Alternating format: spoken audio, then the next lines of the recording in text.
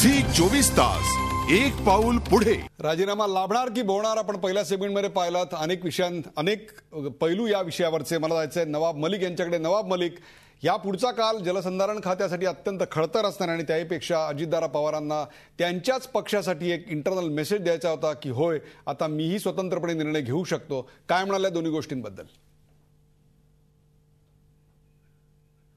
नवाब मलिक, माझा आवाज तुमच्यापर्यंत पोहोचतोय?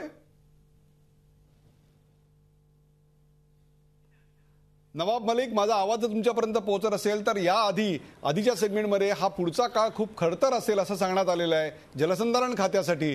तर त्याहीपेक्षा सुद्धा अजितदादांना त्यांच्या पक्षातच एक इंटरनल मेसेज द्यायचा होता की होय मीही निर्णय घेऊ शकतो। काय म्हणाल याच्याबद्दल?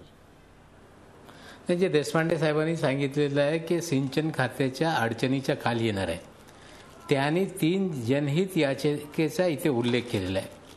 एक जनहित याचिका जनमंच याद्वारे जे दायर करण्यात आलेली आहे, त्याच्या मागे जे एक ठेकेदार आहे संपत, त्यांच्या माध्यमातून दायर करण्यात आलेली आहे। दुसरी आता एक बाई आहे, बरेच दिवसभर तुमच्या चॅनलवर होते, त्यांनी काय ती दायर केलेली आहे ती चर्चा आज तुमच्या चॅनलवर झाली आहे। म्हणजे त्यांची स्वतःची जागा जे शेतकऱ्यांकडून नाममात्र दराने घेतली आणि ती बुडीत जागा आहे त्यांना वाचवण्यासाठी झालेली आहे। तिसरी याचिका जे आहे ते IPL 72 जे आपले क्रीड सोमय्या त्याने दाखल केलेली आहे।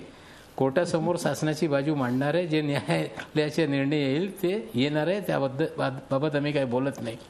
पण हे जे सांगण्यात आलं की कॅगची इन्क्वायरी सुरू झालेली आहे, मी थोडा एक माहिती देऊ इच्छितो देशपांडे साहेब आणि आपल्या सर्वांना की कॅग हा डिपार्टमेंट म्हणजे या राज्यामध्ये 3 खातं असे आहे, PWD, इरिगेशन आणि सार्वजनिक वितरण व्यवस्था।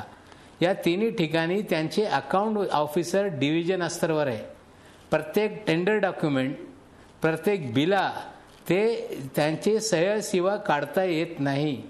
कॅगची कुठली म्हणजे इन्क्वायरी होत नाही, रूटीन ऑडिट प्रत्येक डिपार्टमेंटची होते आणि ती ऑडिट चालू झालेली म्हणजे इन्क्वायरी सुरू झालेली नाही।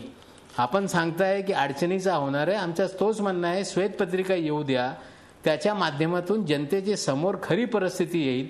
जी चर्चा आहे की हे सिंचन क्षेत्र वाढलं नाही। नवाबजी, श्वेतपत्रिका अडवतंय कोण नेमकं? कारण गेले 2 महिन्यापासून श्वेतपत्रिका तयार आहे। नाही, कोणी अडवत नाही। हे जे चित्र निर्माण करण्यात येत आहे की सिंचन क्षेत्र वाढला नाही, 70,000 कोटीचा घोटाळा आहे। म्हणजे गेली 60 वर्षामध्ये जे पैसे खर्च झाले ते 70,000 कोटी आहे। त्याच्यात भूमी अधिग्रहणचे पैसे आहे, त्याच्यात ॲडमिनिस्ट्रेटिव्ह खर्च आहे आणि सिंचन सेट वाढला नाही म्हणजे पाणी अडवणूक झाली नाही। एक मिनिट बोलू दे, एक मिनिट बोलू द्या। म्हणजे पाणी अडवले नाही असं नाही आहे। या राज्यातले 50% म्हणजे नागरीकरण झालेलं आहे, त्या सर्वांना पाणी देण्याची जिम्मेदारी या पाटबंधारे खात्याची आहे। इंडस्ट्रीला पाणी देण्याची जबाबदारी पाटबंधारे खात्याची आहे। किती पाणी अडवण्यात आला त्याची माहिती या श्वेतपत्रिकेच्या माध्यमातून महाराष्ट्र जनतेला भेटणारच आहे। ते आल्यानंतर त्याच्यावर आपण चर्चा करू।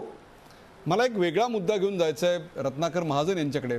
रत्नाकरजी, आता एक प्रकारे अजितदादा पवार सरकारामध्ये नसतील, मला तुम्ही सांगा ते सरकारामध्ये असणं तुमच्या पक्षाला जास्त लाभदायक होतं का ते बाहेर असणं तुम्हाला जास्त धोकादायक आहे? नाही, असं काही सांगता येत नाही। त्याचं कारण असं की पक्षांची आघाडी आहे, ही व्यक्तींची आघाडी नाही। आणि या पक्षांच्या आघाडीच्या सरकारमध्ये कोण असावं आणि सरकारच्या बाहेर कोण असावं हे तो पक्ष ठरवित असतो। सहकारी पक्ष त्यांना काही सांगू शकत नाही। त्यामुळं ते बाहेर असले काय आणि आत असले काय, आघाडी ही शेवटी पक्ष पातळीवरची आहे, काही एका राजकीय तत्वज्ञानापोटी झालेली आहे। त्यामुळे ते बाहेर असणं किंवा आत असणं हा त्या पक्षाचा संबंधित पक्षाचा निर्णय आहे। त्याविषयी सहकारी पक्षानं मतप्रदर्शन करणं हे सभ्यतेला धरून होणार नाही। झी 24 तास एक पाऊल पुढे।